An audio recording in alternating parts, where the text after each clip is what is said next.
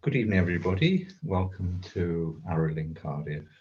The teachings tonight are given by Ngakma Nor'dzin on the subject of transmission. Transmission is an essential aspect of Vajrayana, and it's used as a technical term in Vajrayana, but transmission is not something that is alien or overly extraordinary to us. So I'm going to start by giving some ordinary examples of what transmission feels like, how it can manifest, and then we can see how this functions in terms of Vajrayana. So let's imagine that we have a recipe that was your grandmother's recipe. Let's say it's a recipe for a cheese souffle. And let's say that you never actually were lucky enough to receive this from your grandmother personally, but you received instructions on how to make this family recipe for a souffle from your mother and even from your aunts and uncles. So there is an unbroken thread of this recipe coming down to you. Now, this recipe may contain things like add 200 grams of cheese. So I'd imagine if it's come from your grandmother, it would be would that be 4 ounces? Something like that. 2 ounces, something like that of cheese. Now, your mother, if she's with you, or some living relative who knows this recipe and has experienced what this recipe is supposed to taste like, may be able to tell you that grandmother always used Gruyere. And so if you use cheddar, it's going to taste different.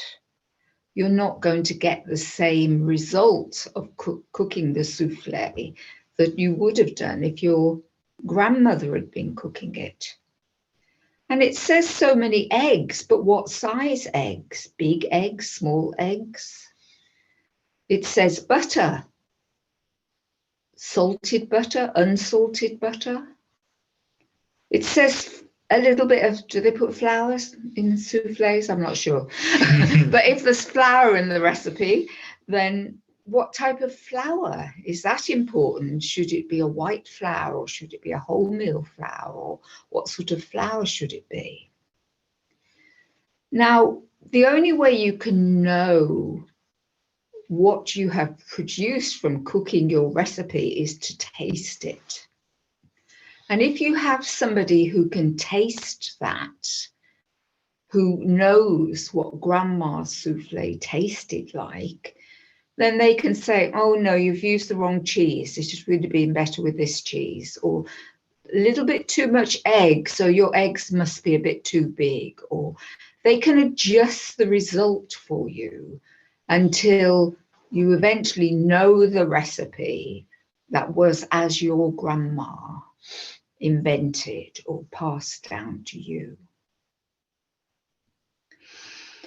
We can look at transmission in terms of relationship, that there's something that passes between two people when they enter into a relationship. This could be just friendship or a relationship with a work colleague, or it could be a romantic relationship. But there's some quality of interaction and experience of each other that happens there that goes beyond the circumstances of your interaction and beyond the words you may be saying to each other. There's a felt feeling of what the relationship is or what it's going to be. And this has the quality of transmission, that something is passing between you that is a little bit mysterious. So this is a little bit like transmission as well. So really what I'm saying is that transmission is communication. It's a communication in terms of Vajrayana of what is, of what reality is, of whatever the fruit of the teaching that is being transmitted, or the fruit of the practice that is being transmitted should taste like. And through the experience of a ceremony where transmission can take place, then you can actually taste this experience during that ceremony. And then afterwards, when you practice that yidam, or that practice that you've been given in that ceremony, you can report back to your teacher and they can say, oh no, there's too much egg or too much cheese, or too long sitting, too short sitting, too many mantras, too few mantras, whatever. No, you've got that Vajra melody slightly wrong. Then it becomes a communicative process where you continually return to the experience of transmission. So it's a communication. It's receiving what is. Now, a teacher is clearly essential. A teacher is essential even if it's a cooking recipe. And another person is essential if we're talking about developing a relationship. So I think the recipe analogy is quite a good one, because the teacher is giving you methods to produce a result. And the teacher is the person who can know whether the result you're experiencing is reality, is as it is. So the teacher, in terms of the teacher, the 5 certainties have to be present in order for transmission to take place. And we've already given a teaching on the 5 certainties, so I'm only going to list them tonight. And if that interests you, you can go back and listen to the teaching on that. But these are the teacher, the teaching, the time, the place, and the retinue. So the teacher has to know the recipe and has to be able to arise as a person who can transmit that method or that recipe. The teacher has to know the experience, the taste of the result of that recipe, of that method. The time and the place have to be right in terms of the ambience, or simply in terms of having the right things in place in order that transmission can happen.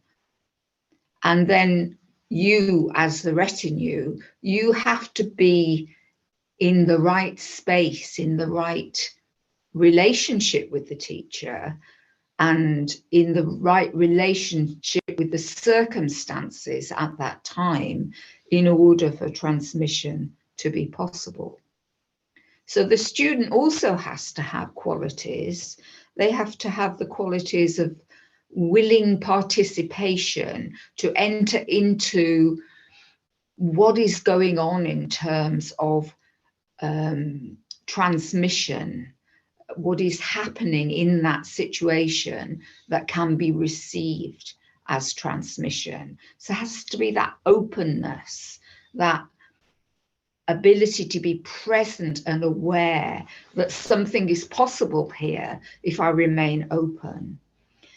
And the student has to be prepared. They have to have entered into the sort of practices that prepare them to be in the state that transmission is possible. They have to return to the cooking recipe, they have to have got their ingredients together. They have to have their eggs there and their cheese there and their cooking utensils and everything, and the recipe. They have to have all that in place in order that the chemistry, the magical quality of what is created is possible there. And the student has to have some experience of wisdom. That is wisdom in terms of understanding at a conceptual level, but also wisdom in terms of emptiness and being able to enter into the dimension of knowing, which is beyond concept. These are called Sherab and Yeshe. Now, Rinpoche has said quite a lot in recent times, quite obviously why he's been saying this in recent times, that transmission is not really possible via a screen. So transmission is not possible via Zoom, or that is to say, Ngakchang Rinpoche and Kandra Dechen do not feel it is possible for them, and we certainly would not feel it is possible for us. And that is in terms of being able to give transmission through that medium. Now, that is not to say that nothing can therefore be received. Something can always be received. You can receive some level of transmission through reading a book, through watching a video, through anything. If you are in the open space and have those qualities present for you in that time, you can receive something through those mediums. But from the teacher's side, in the Aratel lineage, we would not offer transmission in terms of a ritual empowerment or a Dzogchen empowerment through this medium. There needs to be personal contact. You need to be in the same room together. There are other teachers who may well offer transmission through that medium, and they must have the greater capacity there or believe it is possible. But we don't do that in terms of the Aratel lineage. Now, in terms of Tantra, transmission is given through a ritual ceremony. And Tantra works with the Yidam as a symbolic method, the awareness being, or with the visionary beings of Guru Rinpoche and Yeshe Tsogyal, for example, who are historical figures, but are now practiced as Yidam, as visionary beings. So Tantra involves visualization and mantra, but Tantra also involves working with the subtle qualities of the body, the psychic channels, and realizing one's own capacity and one's own experience as the Yidam, as the realized being able to discover that as part of your actual being in the psychophysical makeup of yourself. And it's also the integration of energy. So it's being able to engage in anything and everything and integrate that with the experience of the Yidam and the experience of the Lama who gives transmission. But in Tantra, transmission is given through a ritual ceremony, as I just said, and this is called a wang. And the wang is it's really like a theatrical performance. There may be lots of instruments, lots of noise. The lamas will wear special clothing. There may be people who play instruments, and so on and so forth.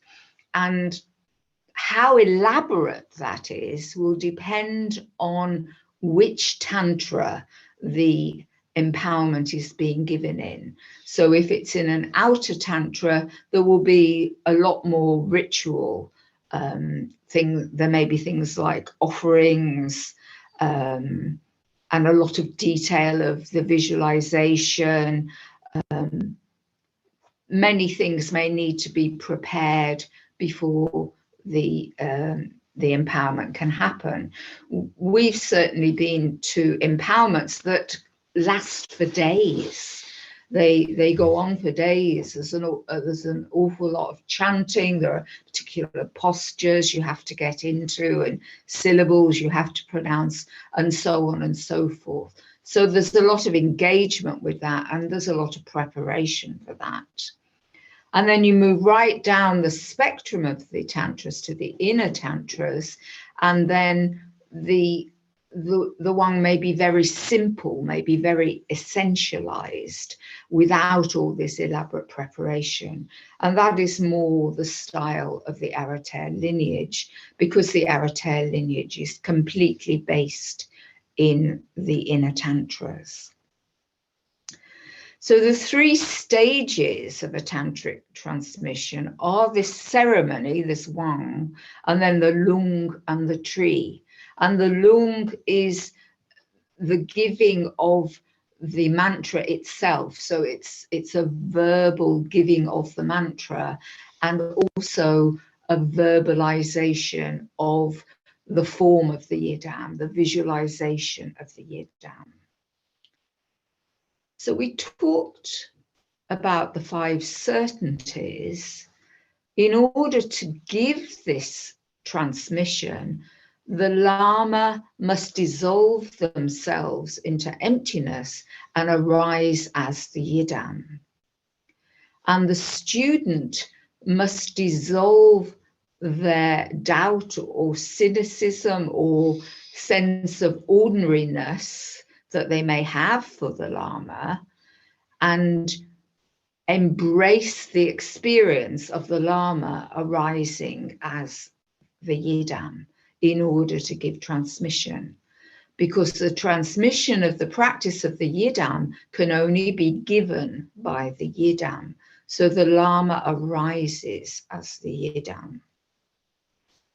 And this is one of the reasons that an empowerment involves a lot of sound and a lot of instruments, and has this theatrical quality with the Lama dressing in these special robes to enable us to place ourselves in that space where transmission is possible.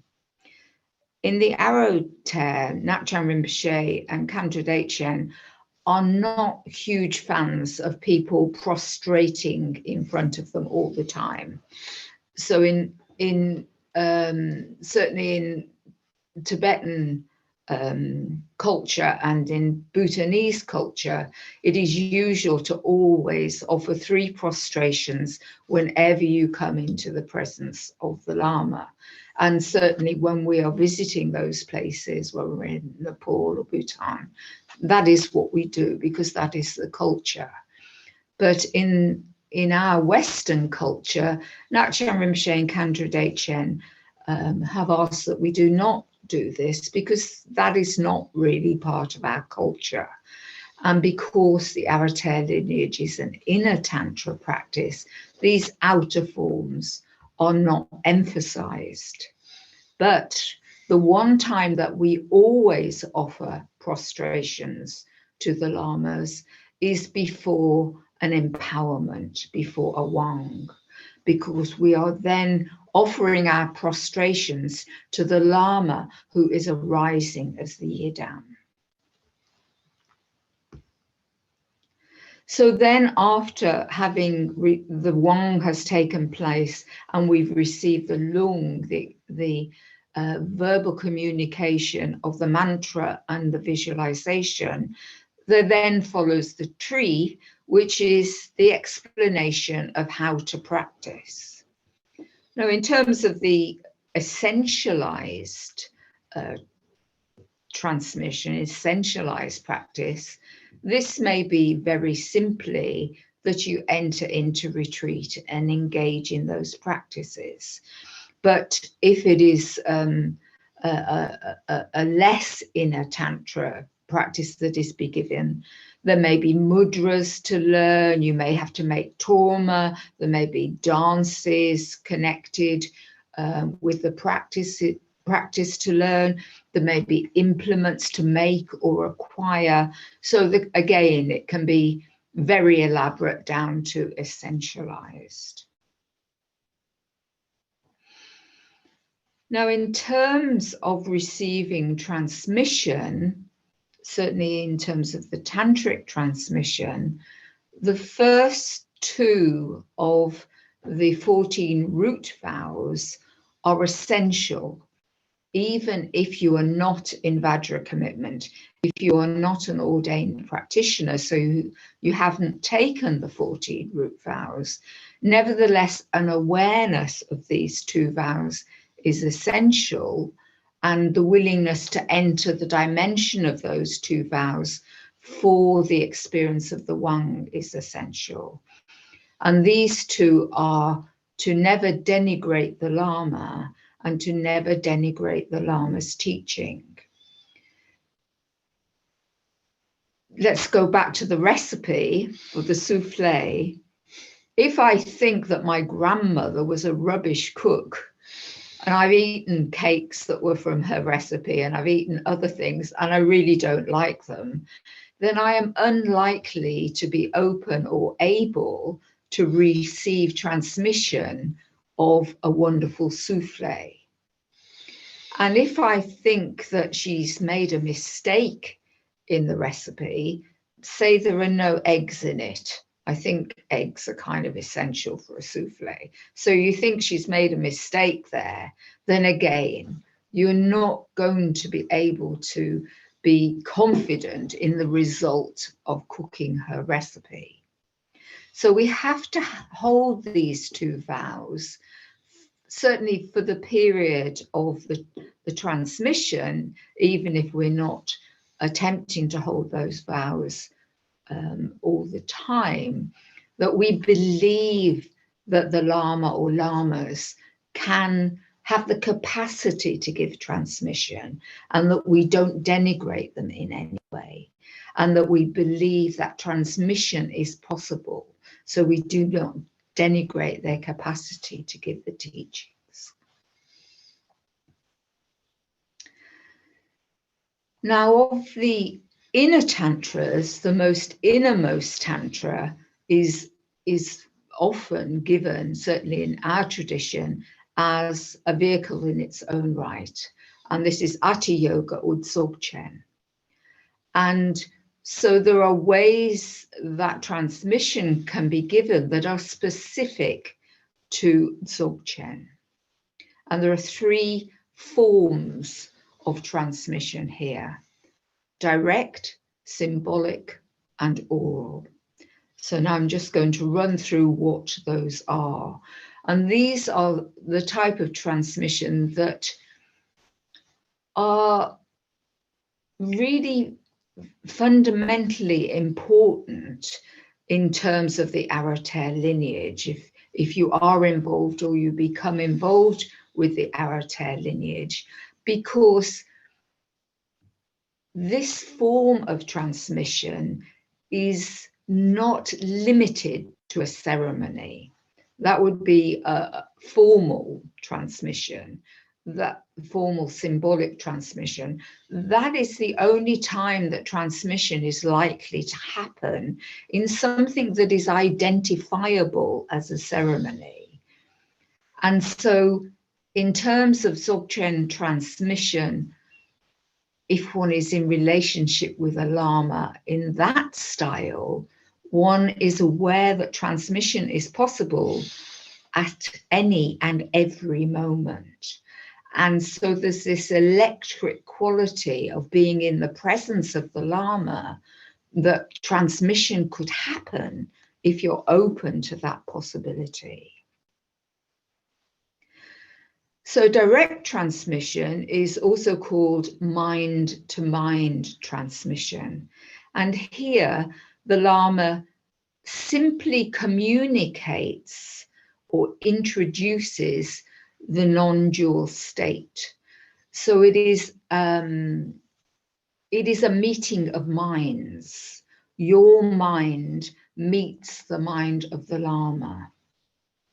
This is connected with Menakde, the series of implicit instruction of the 3 series of Dzogchen. Symbolic transmission can take either formal symbolic transmission or informal symbolic transmission. So formal symbolic transmission, as I said, might have a ceremonial or a ritual quality to it. So for instance, if you are receiving the mirror empowerment, then the Lama that is holding the mirror, you will be given instructions of how you receive that empowerment. You go up and you gaze into the mirror, and everybody receiving transmission does that. And then you sit down, and the Lama giving the transmission will say some cryptic phrases that describe the nature of mind. So there is this formal quality, but it is also, it's not a full-blown ritual like a tantric wang. So that may involve a mirror or a crystal are the usual implements used for this sort of transmission in the Arate lineage. Now, informal symbolic transmission, again, could really be anything. It could, and the student needs to be there and be aware of this. So you may be having a conversation with your teacher, and suddenly the tone of their voice will change. And this can be really a rather startling experience if you're able to be present for that.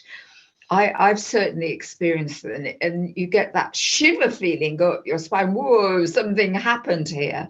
And you know that you've received something. You may not even be sure what you've received, but something has been transmitted, something has been communicated. Or the teacher may look at you in a certain way, or they may move their body in some sort of way that communicates something. It could be anything, really. And this is connected with Long Day, the series of space of the 3 series of Dzogchen. And I'm going to end with a story, which is an example of informal symbolic transmission. So I will come back to that. Now, oral transmission is often called pointing out instructions. And this can have some quality of explanation about it. It's a little less subtle. It has an outer quality to it. So perhaps your teacher may take you on a walk to a remote and stony beach, or climb a mountain where there is an extraordinary view. And then the teacher may say something to you, point out something that can be observed in the environment or experienced through the environment in which you find yourself, that transmits a quality of the experience of mind.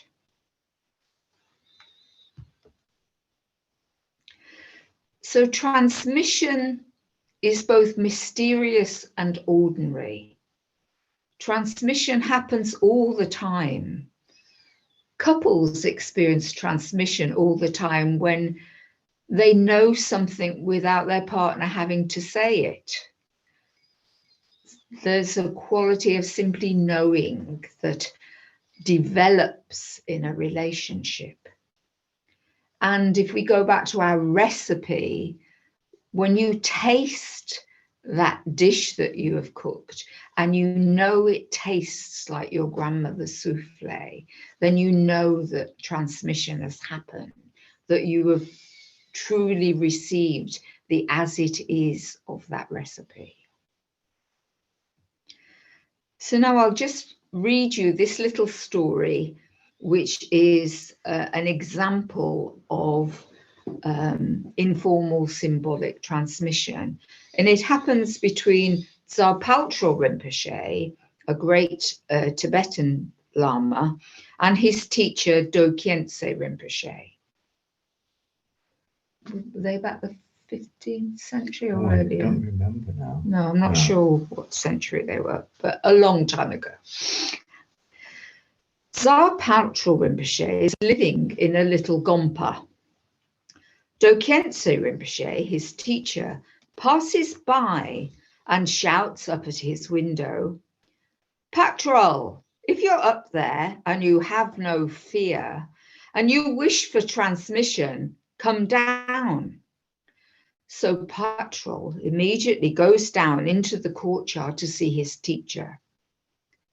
Do Khyentse Yeshe Dorje Rinpoche grabs him, hurls him to the ground, and starts dragging him around the courtyard by his hair. As he is being dragged around in this way, Tsar Paltro Rinpoche notices the smell of alcohol on his teacher's breath. And a thought occurs to him.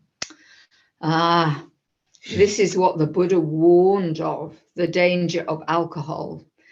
Even such a master as Do Khyentse Rinpoche, he has this idea in his mind. As soon as the thought occurs in his mind, Do Khyentse Rinpoche is holding him by his hair and dragging him along. "Let's go," as if he's got something nasty in his hand and let's go of it. And he says, "You disgusting old dog, how does a thought like this enter your mind?" He spits in Tsar Paltro's face and shows him his little finger, which is a big insult in Tibetan culture. As Tsar Paltro is lying there, he thinks, "Oh dear, I've blown it in a substantial way here." And so he simply lies as he was left, in the exact position in which he fell as Do Khyentse let go of him. And at that moment, he realizes the nature of mind. Henceforth, whenever he gave transmission of the nature of mind to any of his disciples, he would say, "The first time I realized the nature of mind was from my teacher, Do Khyentse Yeshe Dorje Rinpoche, and the secret name he gave me at that time was disgusting old dog."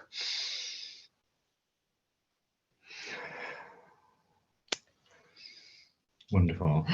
Thank you. It just occurred to me that it would be 19th century because there's mention in one of the stories of Do Khyentse having a British Lee Enfield rifle, yes, which would have been towards the back end of the 1800s. Right.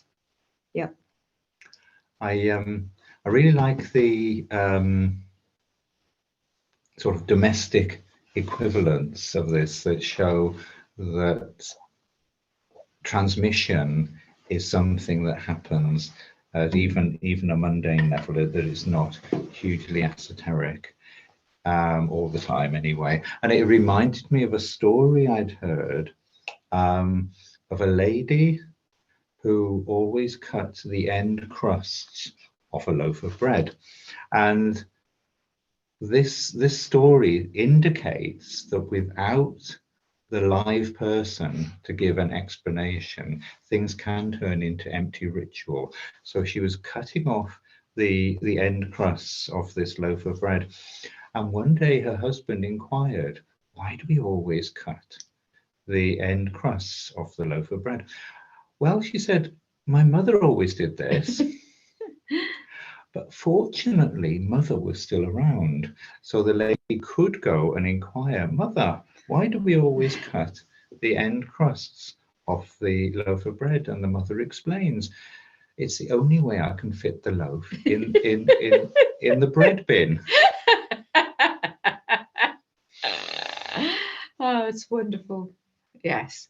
So we have to be careful that it doesn't become empty ritual. We have to know what we're doing and why we're doing it. Yes. Thank you. That's a great story.